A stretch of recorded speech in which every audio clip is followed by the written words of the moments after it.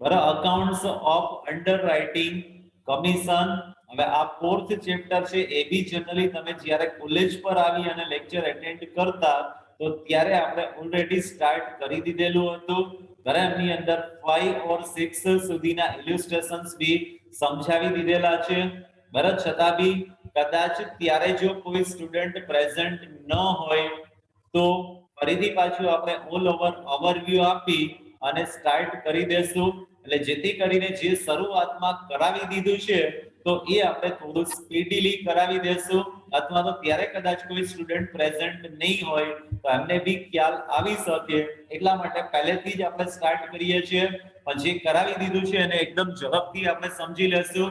સૌથી પહેલા તો આખો કન્સેપ્ટ આપણે ક્લિયર કરીએ તો અંડર રાઇટિંગ કમિશન એ શું છે અથવા તો અંડર રાઇટર કોને કહેવાય એ પહેલા તો સમજી લઈએ.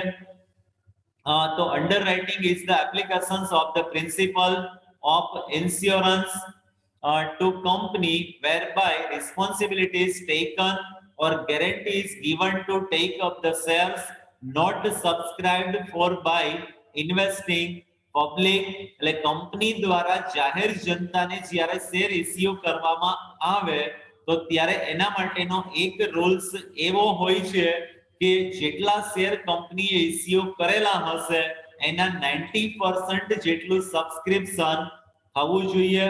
એટલે કે કંપનીને 90% જેટલા શેર માટેની તો અરજી મળવી જ જોઈએ.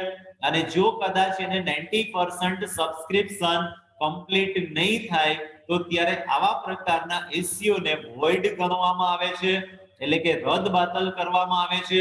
એટલે જેટલા શેર માટેની અરજી કંપનીને મળેલી હશે એ તમામ પ્રકારના નાણાં કંપનીએ શેર હોલ્ડર્સને પરત કરવા પડે છે.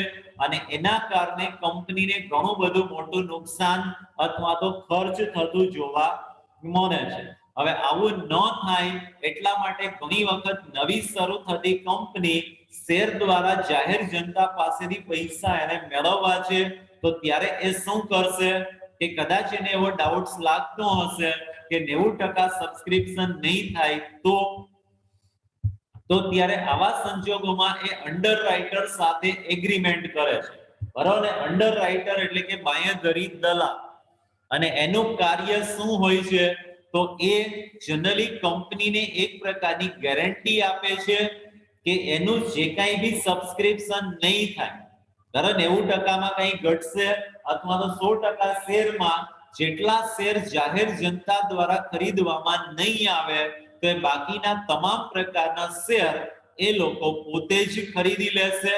અને આવું અંડરરાઇટિંગ માટેનું વર્ક છે એ જનરલી કોઈ પણ પ્રકારની ફાઇનાન્સિયલ ઇન્સ્ટિટ્યૂટ દ્વારા કરવામાં આવતું હોય અથવા તો કોઈ પણ બેન્કિંગ સેક્ટર દ્વારા પણ કંપનીને આવી અંડરરાઇટિંગ આપવા માટેની વ્યવસ્થા કરવામાં આવતી હોય છે. અને અંડરરાઇટરને પોતાની સેવાના બદલામાં કંપની દ્વારા અમુક પ્રકારનું કમિશન આપવામાં આવે છે કે જેને અંડરરાઇટર કમિશન તરીકે ઓળખવામાં આવશે. એટલે અંડરરાઇટર કમિશન છે એ કંપની માટે એક પ્રકારનો એક્સપેન્સ હશે.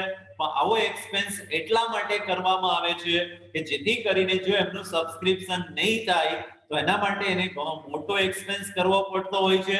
એટલે એ એક્સપેન્સથી બચવા માટે જનરલી અંડરરાઇટર સાથે એગ્રીમેન્ટ કરવામાં આવે છે.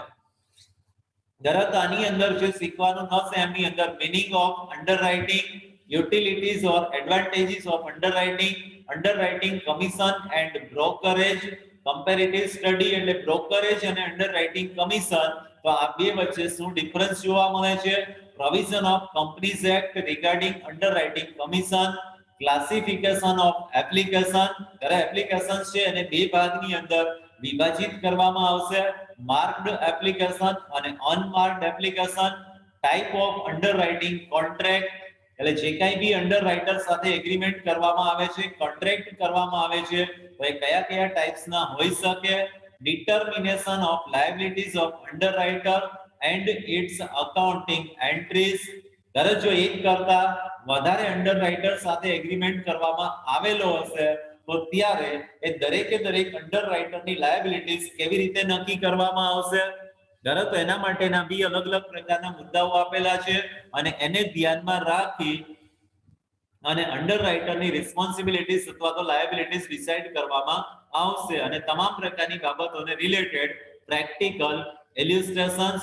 તો સૌથી પહેલા તો જે બાબતો ખાસ કરીને બાકી છે એના માટે આપણે ઓલ ઓવર ઓવરવ્યુ જોઈ લઈએ. તો સૌથી પહેલા તો એનો ટર્મ્સ આપેલો છે અંડરરાઇટિંગ, કમિશન અને અંડરરાઇટર. આ બધાને ક્લિયર છે. અંડરરાઇટર એટલે બાંયધરી દલાલ કે જે કંપનીને બાંયધરી આપવા માટેનું કાર્ય કરે છે, તો એને જનરલી અંડરરાઇટર તરીકે ઓળખવામાં આવે છે.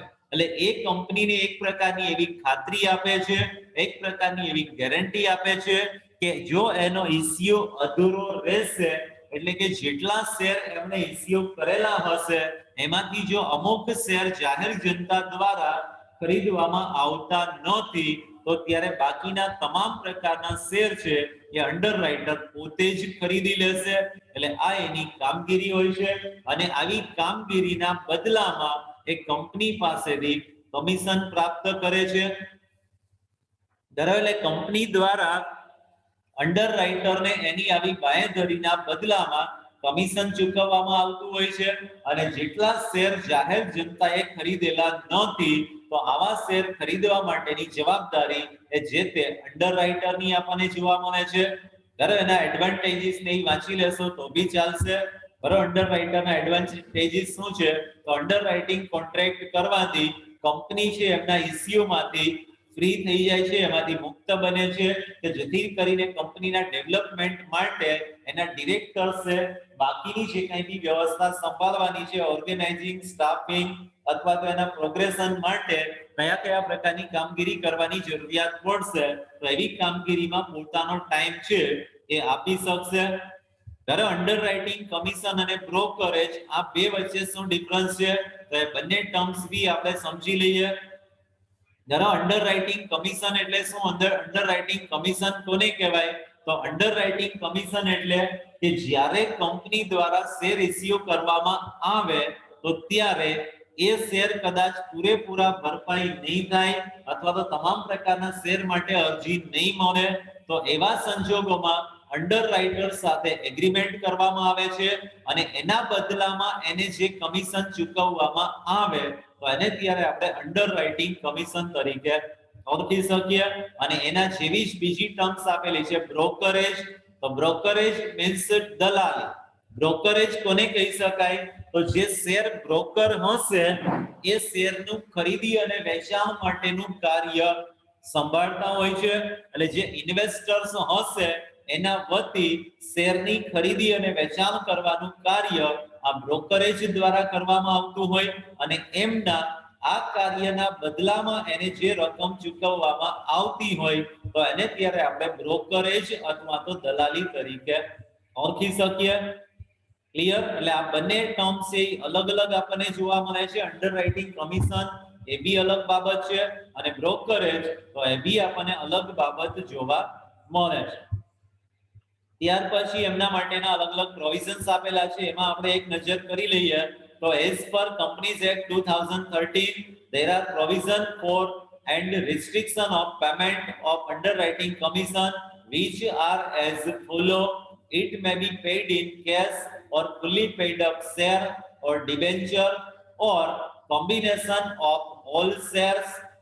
It is paid on the issue price of the share or debenture. So underwritten as per the provision of Companies Act 2013, commission is payable if the following conditions are satisfied.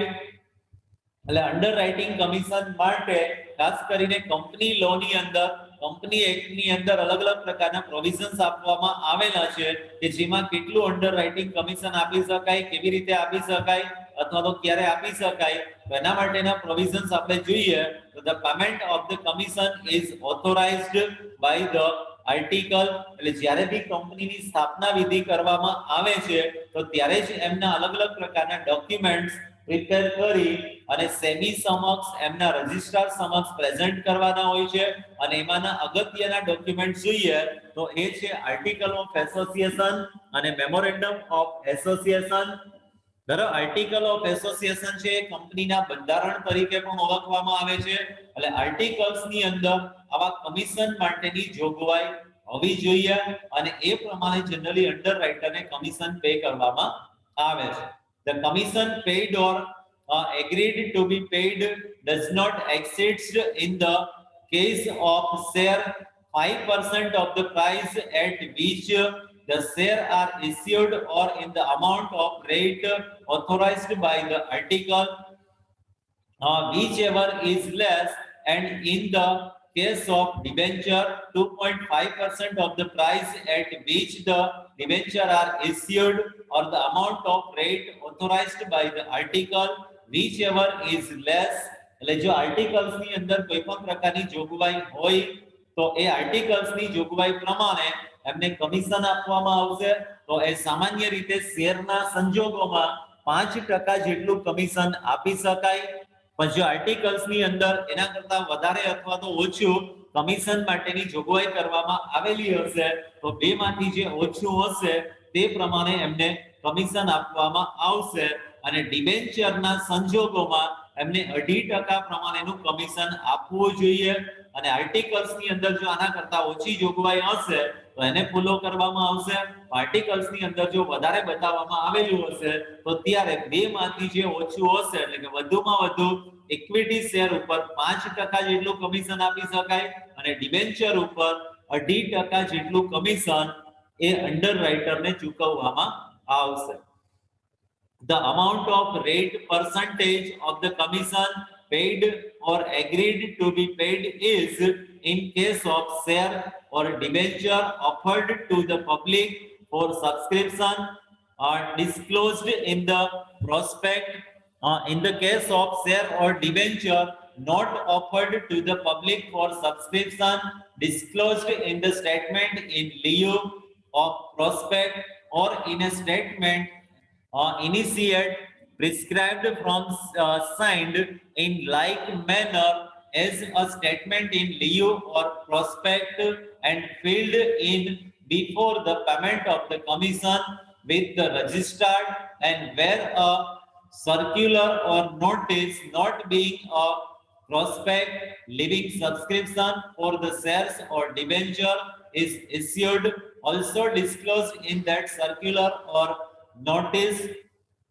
એટલે અંડરરાઇટરને જે commission આપવામાં આવશે એ generally કેવી રીતે ચૂકવવામાં આવે છે તો એ કાં તો તમે રોકડના સ્વરૂપમાં એમને કમિશન આપી શકો અથવા તો કંપનીએ જે શેર ઇસ્યુ કરેલા હશે એ શેર અથવા તો ડિબેન્ચરના સ્વરૂપમાં પણ એમને કમિશન ચૂકવવામાં આવે છે. અને જ્યારે બી શેર ઇસ્યુ કરવામાં આવશે તો એમના પ્રોસ્પેક્ટ અથવા તો લીવ એટલે કે વિજ્ઞાપન પત્ર અથવા તો વિજ્ઞાપન પત્રના બદલાનો ટેબલ એ બનાવવામાં આવે છે. તો આની અંદર જે કાંઈ બી શેર ઇસ્યુ કરવામાં આવેલા હશે એને રિલેટેડ તમામ પ્રકારની માહિતી અને માર્ગદર્શન આ પ્રોસ્પેક્ટની અંદર દર્શાવવામાં આવેલું હોય છે.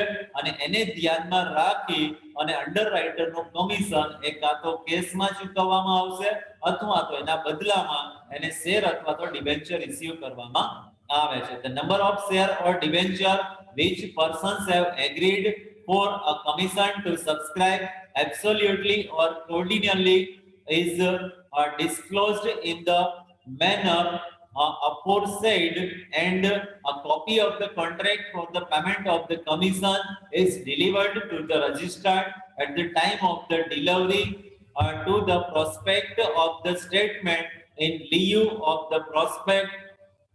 એટલે કે અંડરરાઇટરને જે કંઈ બી કમિશન આપવાનું છે જે સ્વરૂપમાં કમિશન આપવાનું છે તો એની કોપી બી પ્રોસ્પેક્ટ તમે જ્યારે એ કંપનીના રજિસ્ટર્ડને મોકલો છો તો ત્યારે એની સાથે સાથે અંડરરાઇટર કમિશનને રિલેટેડ ડિટેલ્સ પણ એમના રજિસ્ટર્ડ્સ સમક્ષ દર્શાવવામાં આવે છે. ક્લિયર? અહીંયા એના માટેનો એક કોષ્ટક આપેલું છે ઓન અમાઉન્ટ ડિવોટિંગ ઓન ધ અંડરરાઇટર્સ. બરાબર, ઇક્વિટી શેર હશે તો ઇક્વિટી શેરના સંદર્ભમાં બેઝિકલી તમને કાયદાની જોગવાઈ અનુસાર આપેલું છે કે 2.5% અથવા તો 2.5% on amount by the public.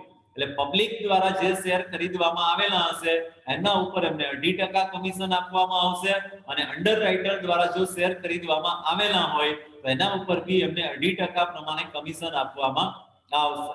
Preference share અથવા તો કન્વર્ટિબલ અને નોન કન્વર્ટિબલ ડિબેન્ચર હશે તો એના સંજોગોમાં for amount up to ₹5 lakh, એટલે જો 5 લાખ સુધીના એ ડિબેન્ચર અથવા તો પ્રેફરન્સ શેર હશે તો ત્યારે એના ઉપર 2.5% અને 2.5% પ્રમાણે કમિશન ચૂકવવામાં આવશે. and for amount in excess of ₹5 lakh, એટલે જો 5 લાખ કરતાની એ રકમ વધારે હશે તો એવા સંજોગોમાં અંડરરાઇટરે ખરીદેલા એ પ્રેફરન્સ શેર અથવા તો ડિબેન્ચર ઉપર 2% પ્રમાણે અને જાહેર જનતાએ ખરીદેલા એ પ્રેફરન્સ શેર અથવા તો ડિબેન્ચર ઉપર એમને 1% પ્રમાણેનું કમિશન આપવામાં આવે છે. આ બેઝિકલી ઇન્ફોર્મેશન આપેલી છે, પણ આ માહિતી લગભગ તમને રકમની અંદર આપેલી જ હશે કે કેટલું કમિશન અંડરરાઇટરને આપવાનું છે. અને આના માટે સેબીની ગાઈડલાઇન્સ જોઈએ તો સેબીઝ ગાઈડલાઇન રિગાર્ડિંગ અંડરરાઇટિંગ, તો underwriting is compulsory for whole issue and minimum subscription will be 90% of the share capital offered to the public. Company will have to collect amount of minimum subscription within prescribed time limit. એટલે કેટલા સમયની અંદર એ issue પૂર્ણ થવો જોઈએ એ બી અગાઉથી નક્કી કરવામાં આવેલું હશે. ઘણી વખત આપણે ટીવી ની અંદર, ન્યૂઝપેપર ની અંદર અથવા તો મોટા મોટા હોર્ડિંગ્સ ની અંદર આવી જાહેરાત જોતા હોઈએ છીએ કે issue open so and so date and issue closed so and so date. એટલે આ તારીખે ઇશ્યુ ખુલે છે અને આ તારીખે ઇશ્યુ બંધ થાય છે. એટલે ટાઈમ લિમિટમાં કંપનીને 90% જેટલું સબસ્ક્રિપ્શન મળી જવું જોઈએ. અને આ ચિંતામાંથી મુક્ત થવા માટે જ એ લોકો અંડરરાઇટર સાથે એગ્રીમેન્ટ કરતા હોય છે. Company enjoys power to decide number of underwriter to be appointed, અને કંપનીને એક એવી બી સત્તા મળેલી છે કે એ એક કરતા વધારે અંડરરાઇટર સાથે પણ એગ્રીમેન્ટ કરી શકે છે. If company fails to get 90% amount of issue share capital from the public, એટલે જો જાહેર જનતા પાસેથી એને 90% શેર માટેની અરજી મળતી નથી, then underwriter within 120 days from the date of public issue, company is liable to return the application money receives. એટલે પછીના 120 દિવસ સુધીમાં એ શેર છે એ અંડરરાઇટરે પરચેસ કરી લેવા જોઈએ. The lead manager to be issue have to give declaration regarding net worth of the underwriters and his ability to meet liability satisfaction, and copy of underwriting contracts to be filled with stock exchange. અને જે અંડરરાઇટર સાથેનો agreement થયેલો હશે તો એની copy બી generally share બજાર અથવા તો stock exchange માર્કેટની અંદર સબમિટ કરાવવામાં આવે છે. Then next point આપેલો છે ક્લાસિફિકેશન્સ ઓફ એપ્લિકેશન્સ.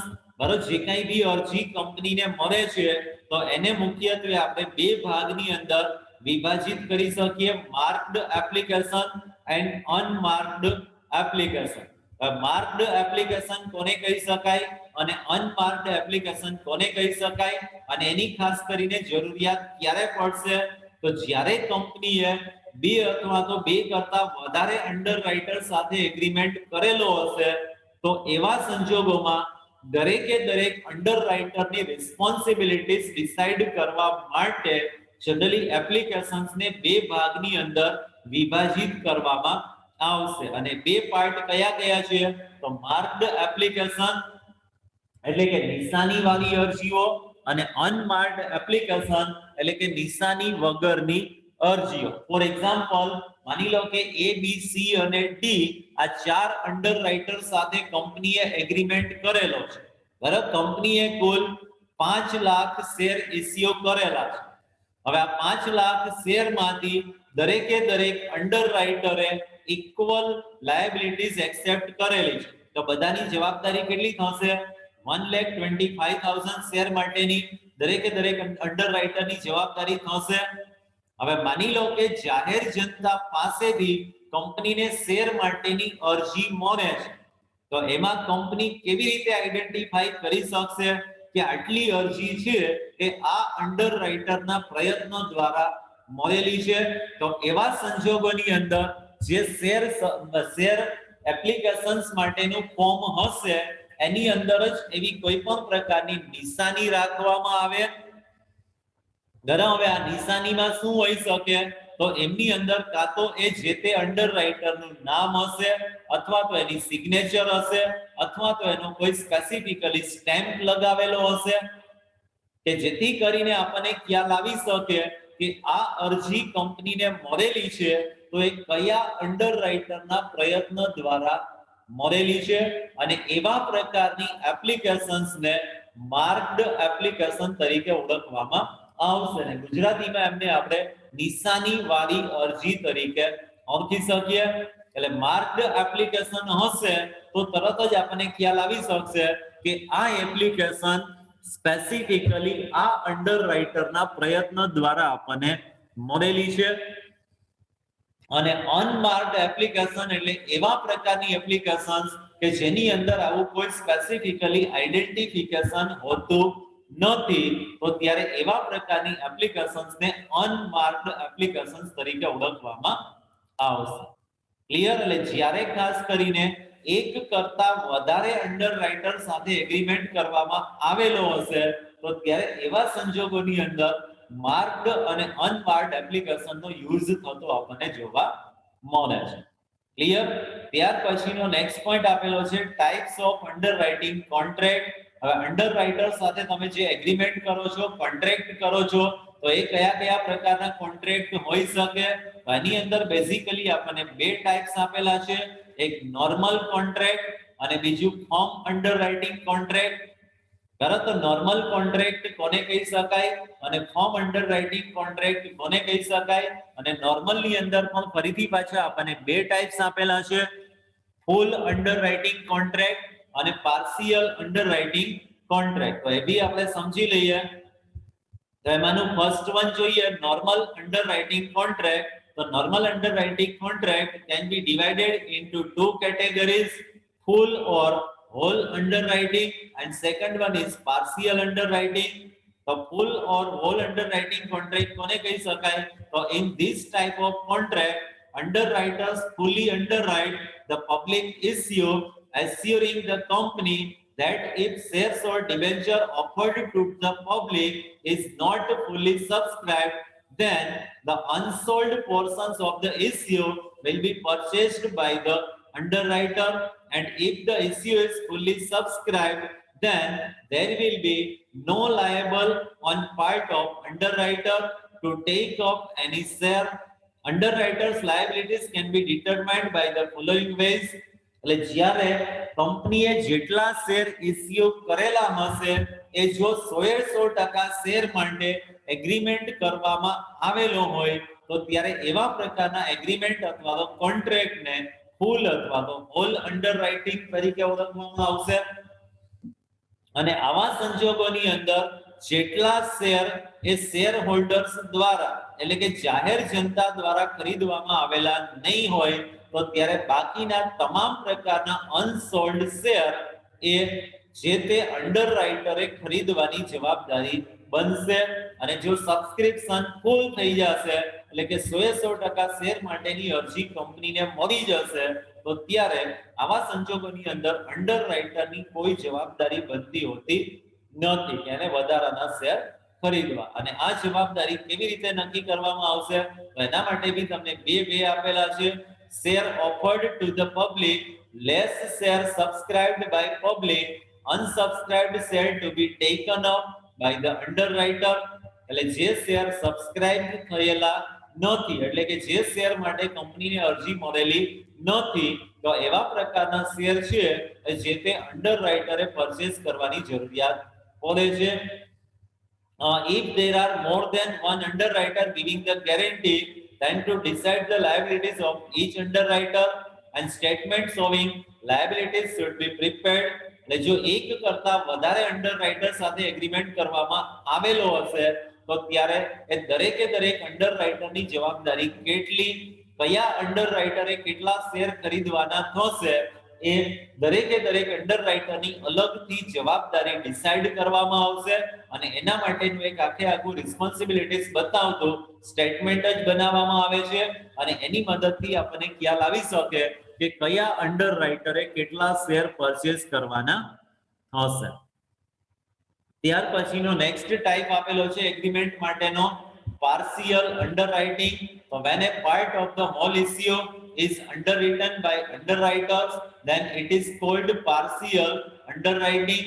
ધારો પાર્શિયલ એટલે અમુક પાર્ટ માટે જ અંડરરાઇટર સાથે એગ્રીમેન્ટ કરેલો. માની લો કે કંપનીએ 5 લાખ શેર ઇસ્યુ કરેલા છે પણ એમાંથી અંડરરાઇટર સાથે એગ્રીમેન્ટ 2 લાખ શેર માટેનો જ કરેલો હોય તો એ અંડરરાઇટરની જવાબદારી એ 2 લાખ શેર પૂરતી જ રહેશે અને બાકીના 3 લાખ શેર માટેની જવાબદારી એ કંપનીની પોતાની જ રહેશે. તો આવા પ્રકારના એગ્રીમેન્ટને પાર્શિયલ એગ્રીમેન્ટ તરીકે ઓળખવામાં આવશે. હજુ એના માટે તમને આપેલું છે કે if a company made public issue of 1 lakh share, ધારો કંપનીએ 1 લાખ શેર બહાર પાડેલા છે for underwriting contract is for 60,000 share only then it is a partial underwriting. હવે 1 લાખ શેર ઇસ્યુ કરેલા છે આમાંથી અંડરરાઇટર સાથે એગ્રીમેન્ટ કેટલા શેર માટે કરેલો છે તો કે 60,000 શેર માટે જ કરેલો છે એટલે બાકીના 40,000 શેર માટેની જવાબદારી એ કંપનીની જ બનશે. તો for balance of share company is liable for selling the shares. Underwriting commission will be calculated on the amount of share underwritten only. અને અહીંયા એનું કમિશન કેવી રીતે ગણવામાં આવશે તો એને જેટલી જવાબદારી સ્વીકારેલી હશે એટલા શેર ઉપર જ એ અંડરરાઇટરને કમિશન આપવામાં આવશે. તો in case of partial underwriting the company is treated as having underwritten the remaining share. Benefit or to unmarked application is given to the company and no credit is given to the underwriter for unmarked application. એટલે આવા સંજોગોમાં જો unmarked application હશે તો એને સંપૂર્ણપણે benefit છે એ કંપનીને જ મળશે. એટલે અહીંયા માર્ક્ડ એપ્લિકેશન હશે એટલી જ એમની કાઉન્ટ કરવામાં આવશે. ક્લિયર? અને છેલ્લું આપેલું છે ફોર્મ અંડરરાઇટિંગ. બરાબર, બીજો ટાઈપ્સ આપેલો છે એગ્રીમેન્ટનો ફોર્મ અંડરરાઇટિંગ. તો when the underwriter agrees to take up a specified number of shares irrespective of the result of the public response to the issue, the agreement is known as form underwriting. Company is bound to allot the specified number of shares to the underwriter for which they have given form guarantee.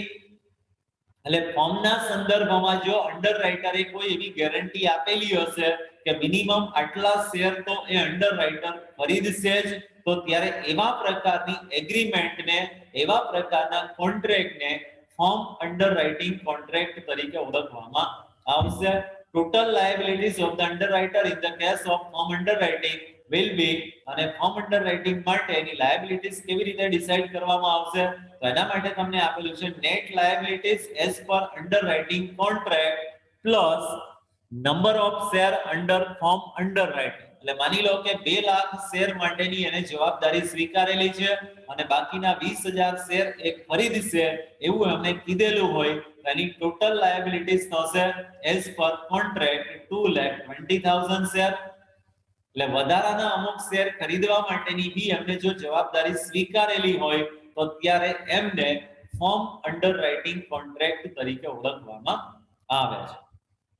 ત્યાર પછીનો અગત્યનો મુદ્દો આપેલો છે determination of liabilities of underwriter under various contract and its accounting entry. એટલે કયા પ્રકારનો contract કરવામાં આવેલો છે અને એના સંદર્ભમાં એમની જવાબદારી કેવી રીતે નક્કી કરવામાં આવશે. તો એમાંનું ફર્સ્ટ વન આપેલું છે liabilities of underwriter where the issue is fully underwritten. એટલે જો ઇશ્યુ છે પૂર્ણપણે સબસ્ક્રાઇબ્ડ થઈ જશે તો ત્યારે એવા સંજોગોની અંદર when there is only one or single underwriter and when number of underwriters are 2 or more than 2 liabilities of underwriter. એટલે જો એક જ અંડરરાઇટર હશે તો ત્યારે એની જવાબદારી કેવી રીતે નક્કી કરવામાં આવશે અને એક કરતા વધારે અંડરરાઇટર હશે તો ત્યારે એમની જવાબદારી કેવી રીતે નક્કી કરવામાં આવશે. સેકન્ડ વન આપેલું છે second one when the issue is partially under return એટલે ઇસ્યુ છે એ સંપૂર્ણપણે ભરપાઈ થતો નથી, તો ત્યારે જ જનરલી અંડર રાઇટરની રિસ્પોન્સિબિલિટીઝ બનતી હોય છે કે એને કેટલા શેર ખરીદવા. આવા સંજોગોમાં when partial underwriting contract is only by one underwriter, એટલે જો કોઈ એક જ અંડરરાઇટર એગ્રીમેન્ટ કરેલો હશે અથવા તો એક કરતા વધારે અંડરરાઇટર સાથે એગ્રીમેન્ટ કરવામાં આવેલો હશે, તો ત્યારે એમની રિસ્પોન્સિબિલિટીઝ કેવી રીતે ડિસાઈડ કરવામાં આવશે. અને થર્ડ વન આપેલું છે liabilities of underwriter under form underwriting, એટલે જો ફોર્મ અંડરરાઇટિંગ ને રિલેટેડ કોન્ટ્રાક્ટ કરેલો હશે તો ત્યારે એમની જવાબદારી કેવી રીતે નક્કી કરવામાં આવશે. એટલે ત્રણે ત્રણ જે અલગ અલગ મુદ્દાઓ આપણને આપેલા છે એ ત્રણે ત્રણ માટે આપણે ડિફરન્ટલી એનું સ્ટડી કરવાનું હશે. ત્યાર પછી આગળ આપેલું છે when there is only one or single underwriter, જો એક જ અંડરરાઇટર હશે તો સંપૂર્ણપણે જવાબદારી એની જ બનશે, અને એ ઓલરેડી આપણે આગળ સમજી જ લીધેલું છે. ક્લિયર? અહીંયા સુધીમાં કોઈને કઈ ક્વેરી, કન્ફ્યુઝન?